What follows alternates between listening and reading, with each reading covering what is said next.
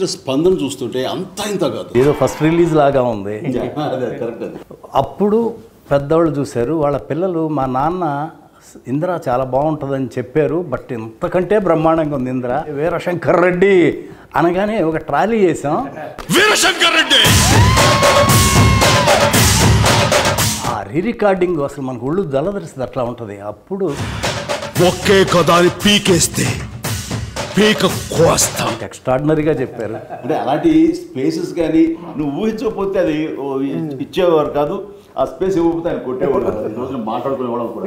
అట్లా పిల్లలు అప్పుడు మా నాన్నతో మేము సినిమా చూసాం, ఇప్పుడు మా పిల్లలతో మేము సినిమా చూస్తున్నాం. ఎవరో అన్నారు, నువ్వు ఇదివరకు నాన్న వాళ్ళ పర్మిషన్ తీసుకుని అమ్మ నాన్న పర్మిషన్ తీసుకుని వెళ్ళామండి, ఈ రోజున అమ్మ నాన్నలు పోయి మా పిల్లలు తీసుకువెళ్తాం నువ్వు అని. ఒక చిన్నపిల్ల అయితే సినిమా చూడలేదంట, వాళ్ళ నాన్న వేసే డ్యాన్స్ చూస్తున్నారు థియేటర్లో.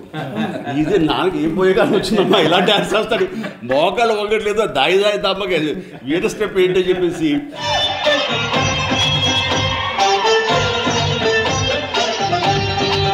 సినిమా అంతా ఒక ఎత్తు అయితే ఆ ఒక స్టెప్ ఒక ఎత్తు అనుకునేవాడిని. వర్షం పాట, వర్షం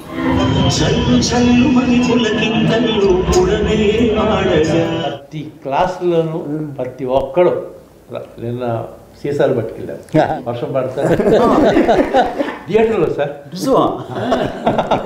తడిపిస్తున్నారా?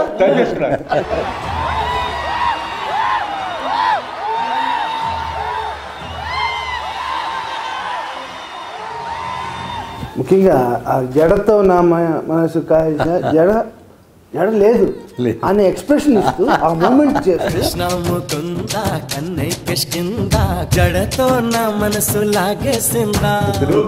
కాదు మరి జడ మల్లెపూలు అంటే కుదరదా, సో మీరు రాసిన దానికి జస్టిఫికేషన్ ఇవ్వాలి అంటే ఈడు ఆసుగా హీరో పాడేశాడు, జడ టచ్ చేద్దామంటే జరలేదు అక్కడ. ఫన్ తోటి మీరు తప్పుని సరిదిద్దారు, టెంపో అది. నాకు మరీ అన్న బంబంబోలే సాంగ్లో నేను నిన్న ఎక్కడ ఇంటర్వ్యూ చెప్తాను, నేను కూడా చిన్న డ్యాన్స్ మూమెంట్ గోపాల్ డాన్స్ చేశాడా? ఏంటంటే అన్న మీరు టీ షర్ట్ ఈ మధ్యలో పెట్టుకొని ఇలా ఇలా పెట్టుకొని ఇలా ఇలా ఇలా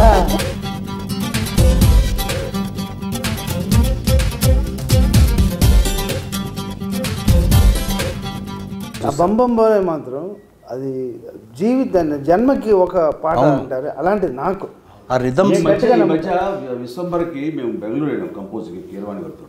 వెళ్ళిన తర్వాత ఒక భక్తి సాంగ్ ఏదో కావాల్సి వస్తే బంబంబోలే లాంటి సౌండింగ్, బంబంబోలే లాంటి ఒక వైబ్రెంట్ సౌండింగ్ తోటి కావాలని విశ్వంబర్ డైరెక్టర్ సిస్టర్ పట్టుబట్టి ఇస్తానయా నీకు అని కీరవాణి గారు చతుర్థంగా ఇచ్చారు.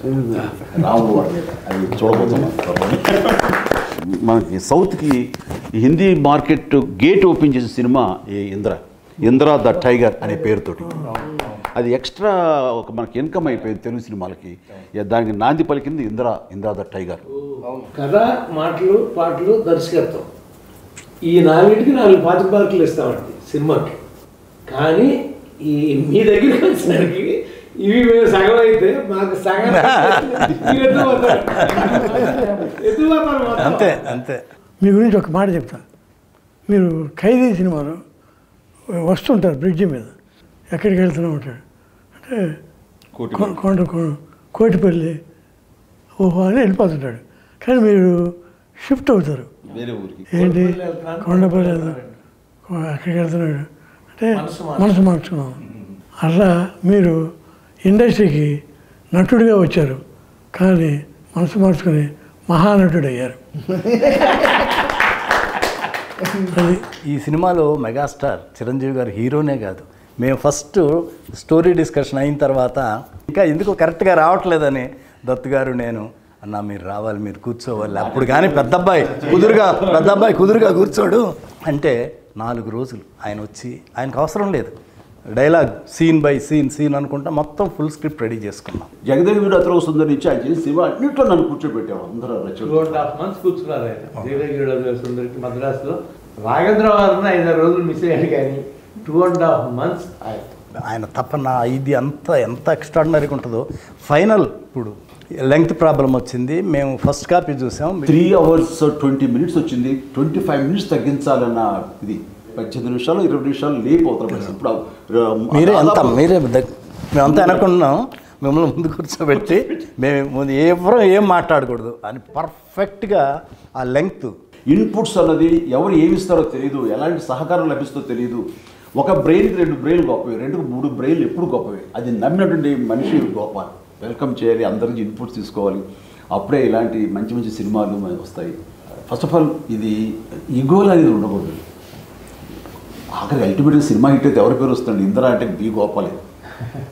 డైరెక్టర్కి ఏంటండి సంగీత జ్ఞానం, సాహిత్య జ్ఞానం, లోకతో పాటు లోక జ్ఞానం కూడా ఉన్నారండి. Common sense. Common sense. First పెద్ద ఎపిసోడ్ లక్నోలో పెట్టుకున్నాం. షౌకత్ అలీ ఖాన్ కొడతా ఉండేది, కట్టేసి కొడతా ఉంటే అక్కడ ఒరిజినల్గా అక్కడ డైలాగ్ దెబ్బలు తిని కామ్గా వెళ్ళిపోతారు, డైలాగ్ లేదు అక్కడ. అప్పుడు చిరంజీవి గారు వచ్చి గోపాల్ ఇక్కడ దెబ్బలు తిని కామ్గా వెళ్ళిపోతున్నాను, ఏదన్నా డైలాగ్ ఉంటే బాగుంటుంది, ఒకసారి గోపాలకృష్ణతో మాట్లాడదామా అన్నారు. ఆయనేమో హైదరాబాద్లో ఉన్నారు. అప్పుడు చెప్పారు గోపాలకృష్ణ గారు, చిరంజీవి గారికి ఇది ఫోన్ ఇచ్చాను, తప్పు నా వైపు ఉంది కాబట్టి తలదించుకొని వెళ్తున్నాను. ఆ డైలాగు లేకపోతే ఆ సీను అంత గొప్పగా ఉండదు. నాకేంటంటే ఏదైనా సరే ఇది రాఘవేంద్రరావు గారి నేను నేర్చుకున్నది. ఎలాగంటే రాఘవేంద్రరావు గారు ఏదో సినిమాలో మంచి దొంగ సినిమాలో మోహన్ బాబు అలా పైన చూస్తుంటే కింద నుంచి వెళ్ళాలి. అయిన తర్వాత ఫ్రేమ్ పెడుతుంటే ఆయనకి ఎక్కట్లేదు, ఎందుకంటే నేను డౌన్లో ఉండి హీరో ఆడాడు, మోహన్ బాబు క్యారెక్టర్ పైన ఉంటుంది. ఆయనకి నచ్చలేదు. బాబాయ్ నువ్వు అలా 2-3 స్టెప్స్ ఎక్కి వస్తుంది తను కిందకి దిగి వస్తాను. ఎందుకు అట్లా ఇల్లాజికల్గా ఉంటుంది కదంటే, బాబాయ్ నా హీరో ఎప్పుడు టాప్, హీరోది పై చేయిగా ఉండాలి, తగ్గడానికి వీలేదు. ఓ జనం అది ఎక్స్పెక్ట్ చేస్తారా, మాస్ అలా ఉంటుందని నేను అక్కడ ఒక లెసన్ నేర్చుకున్నాను. చిరంజీవి గారి ఎంత తపన పడిపోతారో మా టెక్నీషియన్స్ చూసుకోవటం కూడా అంత బ్రహ్మాండంగా చూసుకుంటాం. చిరంజీవి గారు, సొనాలి బింద్రే వీళ్ళందరూ పెళ్ళి విలన్ ఇంటికి వస్తారు తాంబూలాలు తీసుకొని. ఆ సీన్ ఏదో కరెక్ట్గా రావట్లా. ఈయనేమో వీళ్ళిద్దరు షిరిడి వెళ్ళాలంటే చిరంజీవి గారు చూడండి, గోపాలకృష్ణ గారు కొంచెం మీరు క్యాన్సిల్ చేసుకొని ఈ సీన్ బాగా చేసి వెళ్ళచ్చు కదంటే ఆగి ఆ సీన్ ఎక్స్ట్రాడినరీగా రాశారు. దానికి చిరంజీవి గారు వెంటనే ఒక బ్రహ్మాండమైన సెల్ ఫోన్, అప్పట్లో కాస్ట్లీ సెల్ ఫోన్, అప్పట్లోనే నాకు తెలిసి 60,000 70,000 ఎంత ఎక్కువ చాలా అవుతుంది, అది తీసుకొచ్చి వెంటనే సాయంత్రానికి గిఫ్ట్ ఇచ్చారు. ఆ సీన్ యాక్ట్ చేశాడు. అసలు ఎట్లుంటుంది, డ్యాన్సులు ఎంత అద్భుతంగా చేస్తారో. ఆ కండవ వేసి కుర్చీ లాగి దగ్గర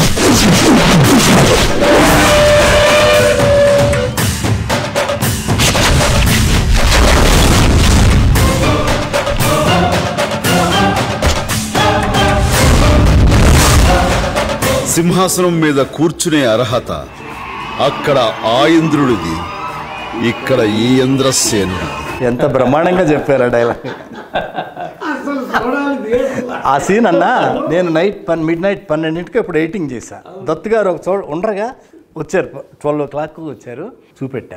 చూపెట్టి గోపాల్ ఎక్స్ట్రాడినరీగా ఉంది, గోపాల్ బ్రహ్మాండంగా ఉంది ఈ సీను అని వెంటనే 12:30కి చిరంజీవి గారికి ఫోన్ చేశారు. ఫోన్ చేస్తే వదినమ్మ సురేఖ్ గారు ఫోన్ తీశారు.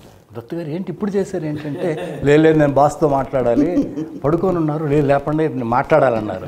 ఆమె లేపి చిరంజీవి గారిని లేపి ఫోన్ ఇచ్చి దత్తు గారు ఏంటంటే, దత్తు గారు ఏంటి ఇప్పుడు చేశారంటే, బాస్ ఇది ఒక సాంగ్ బాస్, ఈ సీను అదిరిపోయింది, ఏమి చేశారు బాస్ మీరు, ఎక్స్ట్రాడినరీగా ఉంది. నాకు ఇప్పుడు సీన్ చూసాను, మీకు చెప్పాలన్నది చెప్పేశాను, నేను హ్యాపీ.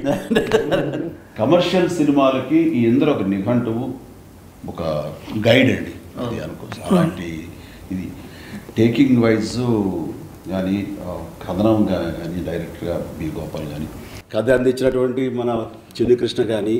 నేను రచయితగా మాత్రం రాయలేదన్నా, ప్రమాణం పూర్తిగా చెప్తున్నాను, ఒక అన్నయ్యకి తమ్ముడుగా రాశాను అంతే అన్నా, అంతకంటే చిరంజీవి గారు లేకపోతే అసలు ఈ అశ్విని దత్తు ఈ ఇండస్ట్రీకి వచ్చి ఏమి చేశాడంటే ఏమి చేయలేదనే అర్థం వస్తుంది. జగదేకవీరుడు, చూడాలనుంది, ఇంద్ర, ఇలా చెప్పుకుంటూ పోతే అన్నీ గొప్ప సినిమాలే. చిరంజీవి గారికి ఏమిచ్చి రుణం తీసుకోవాలో నాకు అర్థం కాదు. సార్ అలా కాదు, అది నేను ఆ మాట మీరు పెద్ద పెద్ద మాట నేను ఒప్పుకోను సార్. మీరు డెఫినెట్గా మేము అందరం మీ రుణం తీర్చుకోవాలి. ఇందిరా 2 చేయాలని నేను నా కోరిక. డన్ బాబాయ్, డన్. దగ్గర అతను సుందర్ కూడా మీరు చేయాలనే ఆలోచన ఉంది. ముందు చేశారు కాబట్టి దీనికి ఇందిరాకి ఒకటి, జగదగిరుడికి ఒకటి, 2 సీక్వెల్స్ వస్తాయి. ఇది నేను 100%